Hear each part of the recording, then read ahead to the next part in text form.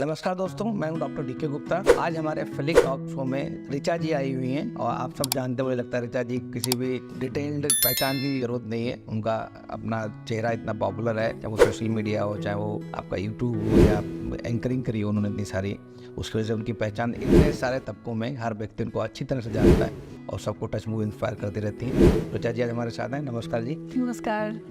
तो ऋचा जी की थोड़ी सी स्टोरी बताते हैं। ऋचा जी क्या करती थी, कैसे ऋचा जी फेमस थी बहुत, एक एज ए टीवी एंकर कई सारे बड़े बड़े चैनल्स में, मीडिया हाउसेस में काम किया है। उनके कई सारे शो बहुत पॉपुलर हुआ, जैसे करंटली जो उनका ज़्यादा जिंदगी विद ऋचा चल रहा है वो यूट्यूब शो है, बहुत पॉपुलर है, मतलब हर तबका उसको देखता है, लोग इंतजार करते हैं, वेट करते हैं। इससे पहले IBN7 में और कई सारे और चैनल्स में काम किया। IBN7 उनका ज़िंदगी लाइव था, एक शो बहुत पॉपुलर था, लोगों को टच मूव इंस्पायर करता था उसकी इमोशंस में। वो ऐसी स्टोरीज लेके आती थी अनटच करी हुई लोगों से जिनको पता नहीं होता था। अब वो स्टोरीज जब वायरल होती थी, लाइव होती थी, उस समय लोगों की जो इमोशंस थी वो बाहर आ जाती थी और कहीं ना कहीं सबको टच मूव इंस्पायर करती थी। और शायद बहुत सारे लोगों का जो नज़रिया था, जो उनका व्यक्तित्व है, एटीट्यूड है, शायद आपके शो से चेंज हुआ है। इसके बाद 92.7 BFM में काम किया, मैं हमने एज ए होस्ट काम किया, वहाँ पे एज ए RJ काम किया। उसमें बहुत सारे जो दिल्ली के मुद्दे थे, सिविक के, चाहे ट्रैफिक के, चाहे वुमेन एम्पावरमेंट के, ऐसे बहुत सारे मुद्दों को उठाया, बहुत सारे लोगों को टच मूव इंस्पायर किया। तो कहीं ना कहीं ऐसे काम किए हैं। वैसे बहुत सारे लोग काम करते हैं मीडिया में, बट कुछ ऑब्जेक्टिव या गोल नहीं होता, या करते भी हैं तो कोई इम्पैक्ट नहीं होता।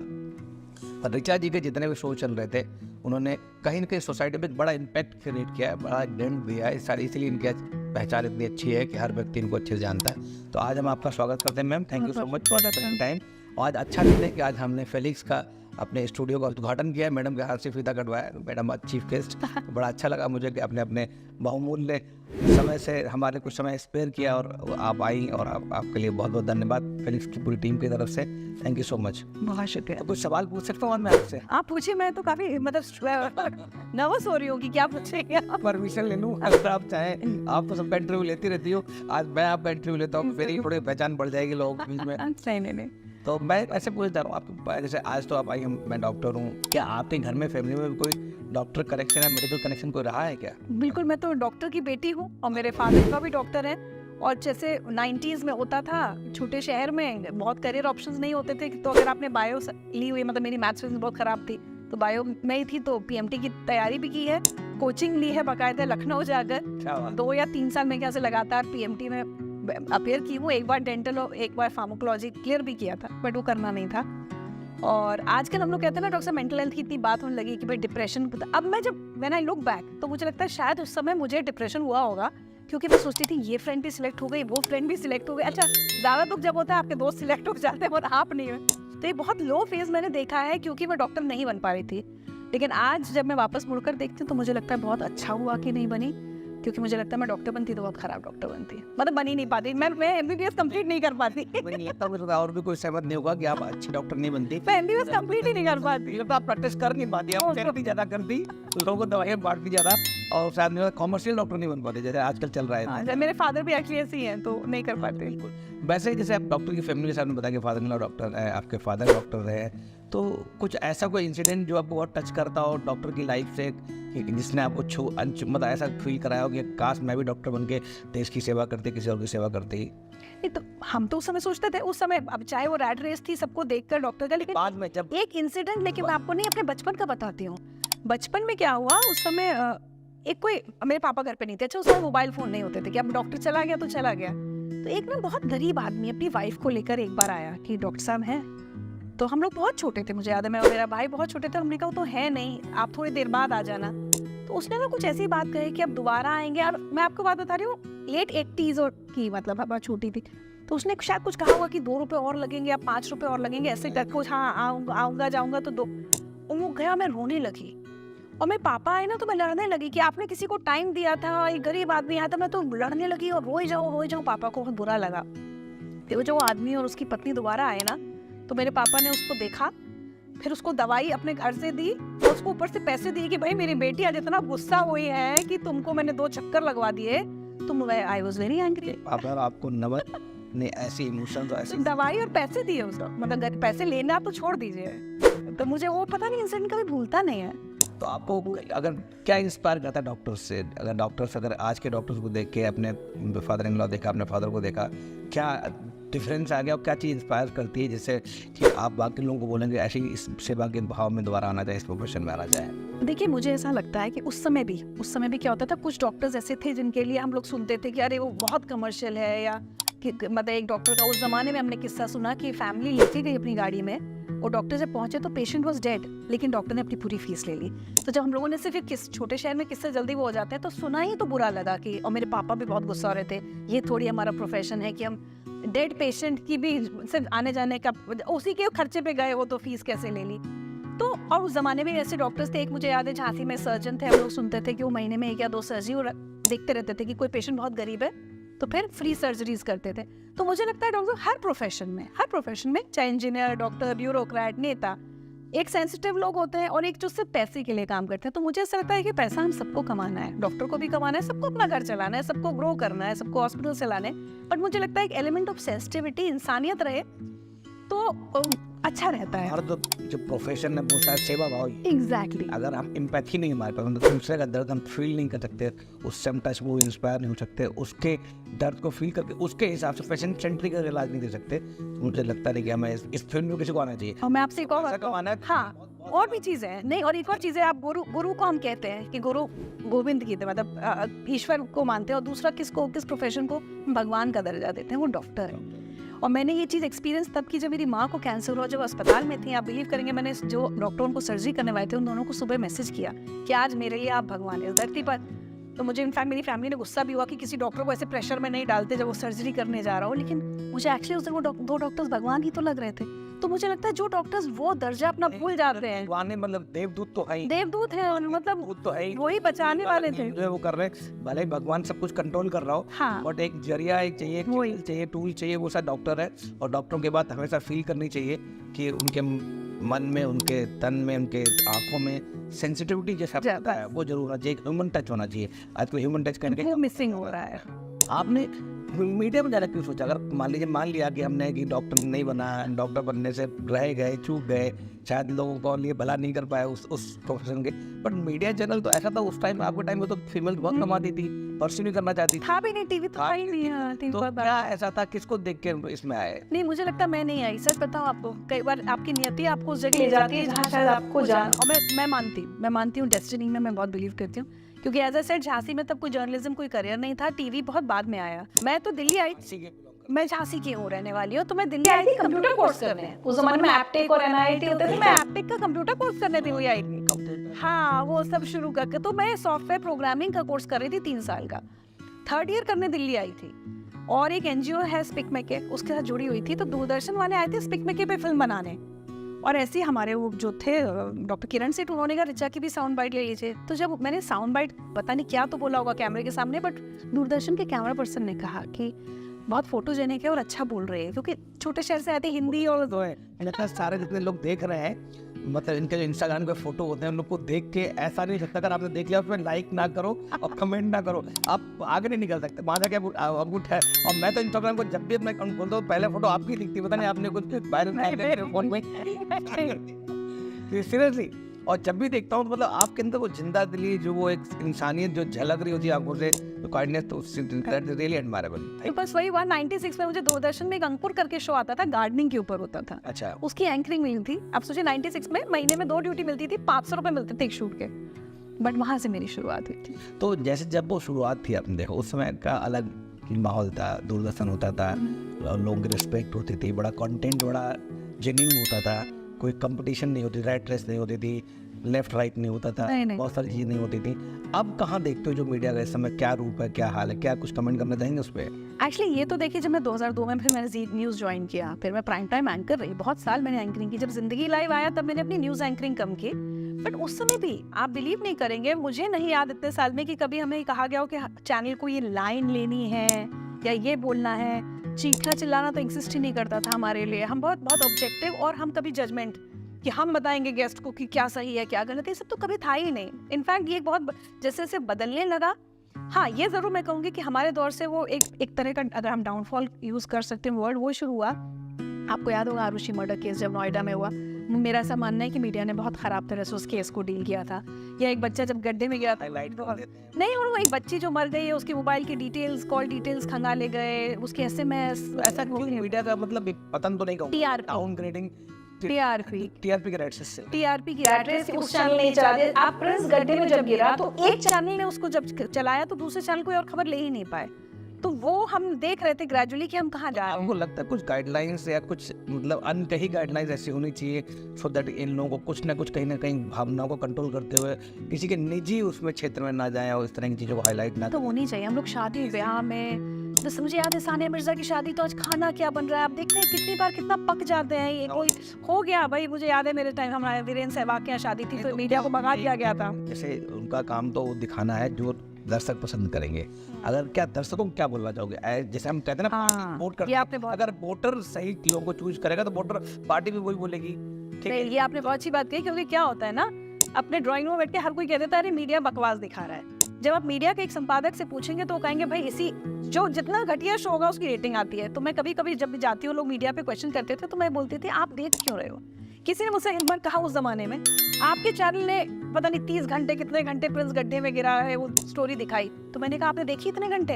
आपको कैसे पता इतने घंटे चली? क्योंकि आप देख रहे थे, और चूंकि आप देख रहे थे तो मीडिया दिखा रहा। तो वो ना वन वे नहीं है, तो नाली दोनों हाथ में बचती है। आप जैसे लोग जिन्होंने दोनों पहलू देखे हैं, जिन्होंने दर्शकों के साथ भी काम किया, उनको भी टच मूवी इंस्पायर किया, मीडिया के बहुत सारे मीडिया हाउसेस में काम किया, तो आपको मुझे लगता है इन लोगों को भी जागरूक करना चाहिए, दर्शकों को भी, कि दर्शक जागो नहीं बोलते, जागो दर्शक जो बोलते हैं, कंज्यूमर के लिए बोलते हैं। हम तो अपने काम के जरिए कर सकते हैं। हाँ, तो कोई काम के जरिए कि भाई आपको कुछ इंस्पायरिंग देखना चाहिए, कुछ एजुकेट करे, कोई अवेयर करे, कुछ आपको कुछ नई चीज़ बताए, सो दैट आपको उससे पॉजिटिव इम्पैक्ट ला पाए सोसाइटी में। अगर ऐसे नेगेटिव सोच को देखेंगे जिसका नेगेटिव इम्पैक्ट होगा, जिससे कोई रिजल्ट नहीं आ रहा है, कोई गोल नहीं है, कुछ नहीं है, तो ऐसे देखने से फ़ायदा क्या होगा? इसमें टाइम, आप एयर टाइम भी ख़राब कर रहे हैं मुझे लगता है, उनकी TRP को बढ़ा रहे हैं, रेट रेस को बढ़ावा दे रहे हैं, और कहीं ना कहीं कल्चर बहुत खराब। देखिए, जिम्मेदारी ऐसा नहीं मीडिया हाउसेस के संपादकों की नहीं है, उनकी भी है कि आप क्या सिर्फ TRP कमाने आए थे, सिर्फ पैसा कमाने आए थे। अब हम लोग आज हो जाए, जिंदगी लाइव बंद हुए कितने साल हो गए, आज भी जब मैं कहीं जाती हूँ तो कोई कहता है ना आपने वो गोविंद जायसवाल की कहानी दिखाई, तो गोविंद जायसवाल एक रिक्शे वाले के बेटे थे जो IAS बने। आज देखिए कितना अच्छा हुआ, 12th फेल हिट हुई ना। ऐसी फिल्में बननी चाहिए। मैं तो ऐसी कहानियां कब से सुना रही हूँ कि ऑटो वाले के बेटा IAS बन गया, इलेक्ट्रिशियन का बेटा IAS बन गया। उन स्टोरीज को आप व्यूज दीजिए ना। पता है मैं पॉपकॉर्न बेचता था। क्या कर रहे हैं? तब आपका करना चाहिए हमको। सीरियसली, एक्सपायर हो गए थे जब मैं 9-10 साल का था सिर्फ, और गाँव से नोएडा आ गया था, और नोएडा में वहाँ से मैं सेल्फ मेड हूँ, वहाँ से मैंने जो जितना बड़ा एम्पायर क्रिएट किया है वो सेल्फ मेड, स्कूल में दाखिला कराने से लेके कोई साथ नहीं गया मेरे, सब कुछ अपने आप ही गया। और बहुत सारे मेडिकल कॉलेज में जाना, वहाँ पैसे नहीं होता था, मैथ चलाना होता था, मैथ चला के वहाँ के बच्चे अपनी पढ़ाई करी, अपनी सिस्टर को पढ़ाया, उसको साइंटिस्ट बनाया, और फाइनली मेरा CPMT में जैसा आपका जब मैंने भी तैयारी की थी, मेरा सिलेक्शन हो गया था, मेरी सीट बेच दी थी करप्शन में। उसके बाद मुख्यमंत्री से मिला, मुख्यमंत्री से लड़ाई करी, इन्वेस्टिगेशन कराया, चीफ सेक्रेटरी, प्रिंसिपल सेक्रेटरी, पता नहीं कहाँ रजिस्ट्रार, वाइस चांसलर, और धक्के खा के एक समय लेट भी हो गया इस बार, और मैंने अपने हक के लिए लड़ता रहा जब तक मुझे सीट नहीं मिल गई। क्या बात है, देखिए ऐसी कहानियां दुनिया तक पहुंचनी चाहिए। अब अगर कुछ चीज टच में इंस्पायर करने को कुछ फायदा हो, इम्पैक्ट हो, वो अच्छा कुछ ऐसा बताना चाहोगे जो आपके कैरियर में कुछ बड़ा पॉजिटिव रहा हो या कोई बड़े नेगेटिव इम्पैक्ट रहा हो मीडिया कैरियर में, जिस जो आप आज तक आपको याद रहता है? देखिए, मेरी लाइफ में मुझे ऐसा लगता है कि मेरी जिंदगी लाइव ने बदली, क्योंकि ऐसा नहीं होता, और मैं एज अ पर्सन भी बदली, क्योंकि मैं हमेशा ये बात कहती हूँ, क्योंकि ऐसा थोड़ी कि पहले मैं शिकायतें नहीं करती हूँ लाइफ में, या वाई मी मेरे साथ, लेकिन जब मैंने जिंदगी लाइफ की, अब आप सोचिए ऐसे जैसे मैं आपके साथ बैठी हूँ, मेरे साथ एक एसिड अटैक सर्वाइवर बैठी है जिसका पूरा चेहरा जला हुआ है, या एक माँ बैठी है, वो माता पिता बैठे हैं जिनका बेटा मुंबई में कमांडो संदीप उन्नाकृष्णन की डेथ हुई जब शहीद हुए, वो किसी के बच्चे राइट्स में, किसी की फैमिली। तो मुझे ऐसा लगता था मेरा दुख, तो मेरा क्या दुख है मुझे बताइए जिंदगी में। और अब डॉक्टर गुप्ता मैं बिल्कुल ये सोचती हूँ कि अगर मतलब काम कर रहा है, आपका सारे अंग काम कर रहे हैं, सर के ऊपर छत है और पहनने को कपड़े और खाना है आपके पास, यू आर ब्लेस्ड। तो जिंदगी लाइफ के बाद में ना मैंने जिंदगी में शिकायतें करनी छोड़ दी हैं। तो आई हैव चेंज। सबसे अगर मेरी पूरी लाइफ भी, जब मैं उनको मर भी रही होंगी तो मुझसे पूछेगा कि सबसे पॉजिटिव चीज, मैं बोलूँगी जिंदगी लाइफ हैपन टू मी। कोई ऐसी चीज़ थी जिसका अभी मिस करते मैं नहीं कर पाई, इस तरह कोई टॉपिक था, कोई प्रोजेक्ट था जिस पे काम करना चाह रही हूँ, मन कर रहा हो, या अभी भी करने की इच्छा हो, ऐसा कुछ नया करने की, इसके अलावा? जैसे वो तो आपने चल रहा है, बहुत कुछ पाइपलाइन में चल रहा है, कुछ डिटेल करना चाहिए। नहीं, मेरा बस हमेशा ये रहता है कि मुझे कई बार लोग ना, अरे किस सेलिब्रिटी का इंटरव्यू रहा, मुझे सेलिब्रिटीज की इंटरव्यू कोई बहुत बड़ी चीज़ नहीं लगती। मैं हमेशा देश के सबसे आम आदमी की कहानी, आम लड़कियों की, कि कोई लड़की गांव से निकली, उसने क्या अचीव किया, तो आई थिंक मेरी वही जर्नी जब तक मैं काम कर रही हूँ मुझे लगता है वही चलती रहेगी। और कुछ बहुत नितिन बोला नहीं जाएंगे, मतलब ये डिस्क्लोज करना चाहें अब सीजन 8 आएगा जिंदगी की ऋचा में, देखते हैं क्या होगा कहानियां, बस ऐसा ना कुछ नया फ्लेवर, कुछ नया तड़का, कुछ नहीं, अपने रास्ते पे लोग टीआरपी की दौड़ में बहुत सारे रास्ते चेंज कर लेते हैं, ऊपर नीचे कर लेते हैं, अपने सिद्धांतों से कंप्रोमाइज़ कर लेते हैं, बट एक ही लाइन पे चलना, एक परसिवरेंस के साथ चलना, परसिस्टेंस के साथ चलना, और सिर्फ एक ही गोल के साथ कि लोगों को टच, मूव, इंस्पायर करना, लोगों को ऐसी पॉजिटिव इम्पैक्ट दें जिससे उनका जीवन बदल जाए, या जो लोग उनको देख रहे हों उनका अपना जीवन बदल जाए। तो इसके लिए मैं आपको बहुत बहुत धन्यवाद देता हूँ। एक चीज़ और पूछना चाहूँगा कि अगर आप किसी को कुछ सलाह देना चाहें, खास करके जो लोग मीडिया इंडस्ट्री में, बहुत सारे बच्चे आ रहे हैं और बड़ा वो देखा कि वो कल्चर चेंज हो रहा है, बड़ा कम्पिटिटिव हो रहा है, बहुत सारे जर्नलिस्ट आउट होने, पहले तो आपको टाइम तो होते भी नहीं थे, नहीं कुछ तो उनके लिए क्या सलाह देते हैं, किस तरह, मतलब एक होता है ना कि उनके मन में एक आ गई है कि सडन ऐसे तरक्की मिल जाए, सक्सेस मिल जाए, नाम हो जाए, फेम हो जाए, उसके लिए बहुत सारे वो उठापटक भी कर लेते हैं, तो उनके लिए क्या संदेश देना या कुछ सलाह देना चाहेंगे कि किस तरह से उनको कैरियर के लिए एस्पायर करना चाहिए, क्या गोल्स होने चाहिए? देखिए मुझे ऐसा लगता है डॉक्टर साहब, वो आप अपनी प्रोफेशन में ही मानेंगे, हर प्रोफेशन में आजकल जो यंगस्टर्स आ रहे हैं उन्हें काम कम करना चाहते हैं और रिजल्ट ज़्यादा चाहिए उनको। तो मुझे आज के युवाओं से थोड़ी सी ये प्रॉब्लम होती है कि मुझे लगता है कि हम लोग आज जहाँ दिख रहे हैं वहाँ आज ऐसे हमेशा नहीं थे ना, कभी हमने बहुत स्ट्रगल किया है। तो एक तो आप हमेशा ये मान के चलें कि जो 4 चेहरे आपको किसी भी न्यूज़ चैनल पर दिख रहे हैं या जिंदगी ऋचा में अगर मैं दिख रही हूँ, तो ऐसा नहीं कि सिर्फ मैं बना रही हूँ या वो न्यूज़ चैनल वो 4 एंकर्स चला रहे हैं, पीछे 500 लोग काम कर रहे होते हैं, हमें हर एक का एक ड्यू होता है। तो सिर्फ ये सोच के ना चले कि बस जाएंगे और चेहरा टीवी पे दिखना चाहिए। अगर वैसी पत्रकारिता करनी है तो मतलब वो क्लैरिटी लाइफ में हमेशा चाहिए। और मुझे ऐसा लगता है कि आप किसी भी प्रोफेशन में हैं, मैं बार बार कहती हूँ सिर्फ मीडिया नहीं, अगर हम अपने समाज को कुछ वापस नहीं दे पाए, as a doctor, as an engineer, as an entrepreneur, as a media professional, हमें इतना मिला है, तो मैं हमेशा ये कहती हूँ कि giving back to society is very important. Thank you so much. दिखता है मुझे कि आप being a celebrity, being a social influencer, being a media person, बहुत सारे काम रहते हैं, प्रोफेशनल काम रहते हैं, और घर में भी बैलेंस करना पड़ता है, बेटी है, हस्बैंड है, और मदर हैं जो कैंसर सर्वाइवर हैं, उनकी भी देख रेख करनी है। तो कभी लगता है कि बैलेंस करने में दिक्कत होती है? बैलेंस कैसे करते हो? कुछ नहीं, अगर लाइफ में आपकी प्रायोरिटी सेट होती है ना, क्लियर होती है। जैसे जब मैं न्यूज़ एंकर थी, सब कुछ था, लेकिन मेरी बेटी की थ्रू स्कूलिंग, मुझे नहीं याद कि मैंने उसका कोई स्कूल का फंक्शन मिस किया हो। वो मतलब पीटीएम में मैं बहुत इंटरेस्टेड नहीं होती थी, क्योंकि मुझे ना बेटी के कभी भी स्पोर्ट्स को लेकर बहुत ये नहीं हुआ कि वो बहुत हाई स्कोर करे। मैं हमेशा उसको बोलती थी मैं चाहूँगी तुम अच्छी इंसान बनो, ग्रेड तुम्हारा ए हो, बी हो, आई डोंट केयर, लेकिन अगर वो स्टेज पे परफॉर्म कर रही है, I have never missed any of her school function. Work life balance बिल्कुल, क्लैरिटी है, मिथ है, फैक्ट है, मिथ है मुझे लगता है। हाँ, और होता क्या है, आदमी से कोई नहीं पूछता वर्क लाइफ बैलेंस। मुझे एक और चीज से शिकायत है कि बैलेंस मेरा दोनों से पूछो ना, आदमी मतलब वो तो मिथ चला आ रहा है ना, वो मिथ चला आ रहा है कि प्रोफेशनल लाइफ या वर्क लाइफ जो है वो आदमी करेंगे और जो घर की इसलिए हाँ महिलाएं करेंगी।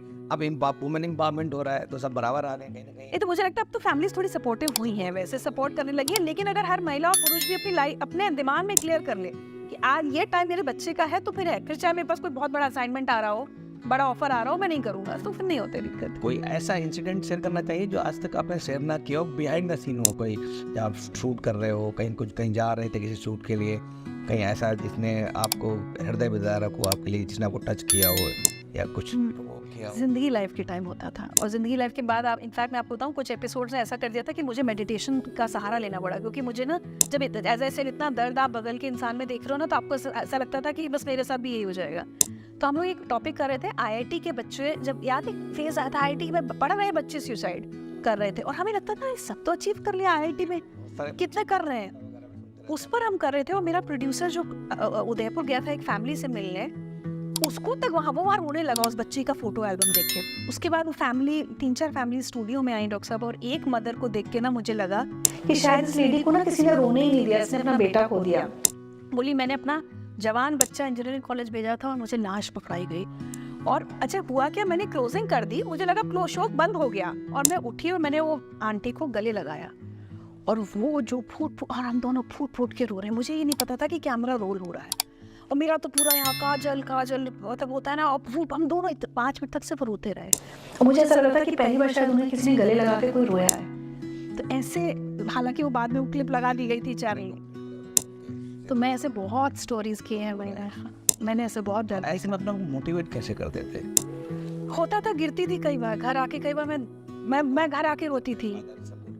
हस्बैंड सपोर्ट करते थे या अपने आप के लिए सब लोग मेडिटेशन? मैंने मेडिटेशन, मुझे इस चीज़ में तो मैं, क्योंकि क्या होता है आप किसी को नहीं समझा पाते। कोई मेंटर या कोच है आपका जो आज पहली बार किसी को बताना चाहेंगे लाइफ में, जिससे कभी फर्स्ट थी जहाँ पर दुखी होती थी या कुछ लगता था कि मुझे रास्ता नहीं दिख रहा है, तो कोई मेंटरिंग कोचिंग के लिए किसी की हेल्प लेती थी? देखिए प्रोफेशनल मेंटरिंग में कहूँ, मतलब जिस इंसान ने मुझे ज़िंदगी लाइफ लिखना सिखाया, क्योंकि उससे पहले मैं न्यूज़ एंकर थी, तो न्यूज़ एंकर्स और रिपोर्टर्स की बड़ी अजीब सी टेक्निकल भाषा होती है, उसके बाद मुझे ज़िंदगी लाइव लिखना है। अब ज़िंदगी लाइव आप सोचिए ना, कोई एसिड अटैक सर्वाइवर की तरफ से लिखना है, मुझे अभी तक याद है, आप उससे रिलेट कर पाएंगे। अल्जाइमर्स पे हम एक एपिसोड बनाए थे, केयर टेकर्स ऑफ अल्जाइमर्स को कितना स्ट्रेस होता है, तो मैंने बड़ी टेक्निकल सी ओपनिंग लिखी। तो मेरे बॉस संजीव पालीवाल, उनको मैं राइटिंग में मेंटोर कहती हूँ, बोले क्या बकवास लिख के लाई, उन्होंने मुझे बहुत डांटा, मैं बहुत रोती, बोले क्या होता है अल्जाइमर।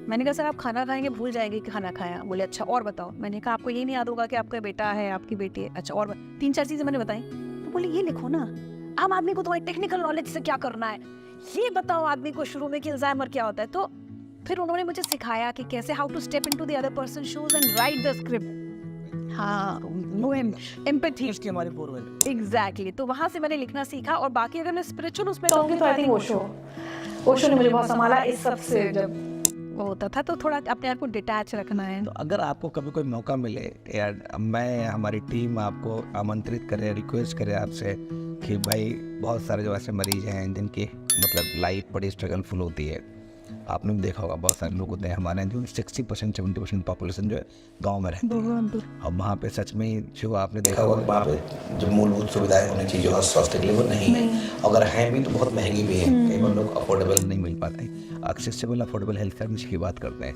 बहुत बार ऐसे केसेस होते हैं, रेयर केसेस होते हैं, जैसे आप लोगों ने बहुत बार क्लाउड फंडिंग करी होती है, डिजीज होती है, पैसा नहीं होता है, करोड़ों के इंजेक्शन, बहुत कोई ऐसे कुछ चीज़ें होती हैं, जरूरी नहीं रेयर हो, बट कुछ कॉमन चीज़ें जैसे सर्वाइकल कैंसर एक बहुत कॉमन चीज़ है, बट उस पर लोगों के अंदर जागरूकता होनी चाहिए, उस पर आप जैसे लोगों को आगे बढ़ के आना चाहिए, जो सेलिब्रिटीज़ को बताना चाहिए। क्या बहुत सारी कॉमन चीज़ें हैं, जैसे मान लो बीमारियाँ हैं, जैसे कोविड फैल गया। अब कोविड खाली एक नहीं, कोविड जैसी बहुत सारी बीमारियाँ जो हर समय फैली हुई हैं, जो बिकॉज ऑफ पुअर हाइजीन की वजह से फैली हुई हैं, बिकॉज हम लोग बहुत सारे प्रोटेक्शन फॉलो नहीं करते, बहुत सारे रूल्स एथिक्स फॉलो नहीं करते। तो क्या ऐसे कुछ शो करना चाहेंगे फ्यूचर में, ऐसे हम लोगों के साथ मिलके इस तरह के, जिस तरह से आम जनता को कॉमन चीज़ों को बताएं, सो दैट उनकी ज़िंदगी बदले, उनके बच्चों की ज़िंदगी बदले, बीमारियों का इंसिडेंस कम हो जाए। तो बिल्कुल बिल्कुल। मैं तो डॉक्टर साहब हमेशा, मतलब कई लोग मुझसे जब पूछते हैं ना एम्बिशन, तो मुझे मेरी लाइफ में सच बताऊं मेरा कोई मटेरियल एम्बिशन नहीं है। लोग सोचते हैं ना हम ये कार कर लें या ये मैं अपने जिंदगी दर्जा को इतना, मैं मनी के टर्म्स में तो अपनी प्रोग्रेस सोचती भी नहीं हूँ। मुझे बस ये है कि और क्या कर दूं और क्या। सो अगर any show that helps me give back to society, I am always ready. Thank you so much. Thank you so much. और आपने तो मतलब जर्नलिस्ट से भी अच्छे सवाल पूछे। थैंक यू, आपको देख के thank you so much, thank you. And बहुत बहुत बधाई स्टूडेंट, वंडरफुल मीटिंग थी जो बहुत इंस्पायरिंग है। आप मैंने बड़े सही सोच समझ के आपका नाम लिया, मुझे लगता है जो किया मैंने that is a wonderful thing. और मैं आप सबसे प्रॉमिस करता हूँ कि दर्शकों के लिए, जितने भी लोग हैं, बात दर्शकों की नहीं बात कर रहा हूँ, जितने भी इंडियन पॉपुलेशन, इवन ग्लोबली, आजकल हम लोग ग्लोबली पहुँच गए हैं बिकॉज ऑफ टेली कम्युनिकेशन। तो हम लोग ऋचा जी के साथ मिलके फ्यूचर में बहुत सारे ऐसे प्रोग्राम्स करेंगे जो बहुत सारे अनछुए पहलू हेल्थ के बारे में बताएंगे, सो दैट उसको आप समझें, इम्प्लीमेंट करें और बहुत सारी बीमारियों से बच सकें। आजकल प्रिवेंशन का ज़माना है, prevention is better than cure. उससे भी आगे बढ़ते हैं, प्रिडिक्शन का ज़माना है, प्रिडिक्टिव हेल्थ केयर आ गया है कि मतलब आप पहचान सकते हैं कि अगले 10 साल में वो कौन सी बीमारियां होने वाली हैं और अभी से ऐसे कौन सी चीज़ें करें जिससे वो बीमारियां आपको ना हो। तो उन सब बातों पर चर्चा करेंगे फ्यूचर में ऋचा जी के साथ। और बहुत बहुत धन्यवाद, अब दोबारा देना चाहूँगा। Thank you so much. Thank you. Have a great day ma'am. Thank you.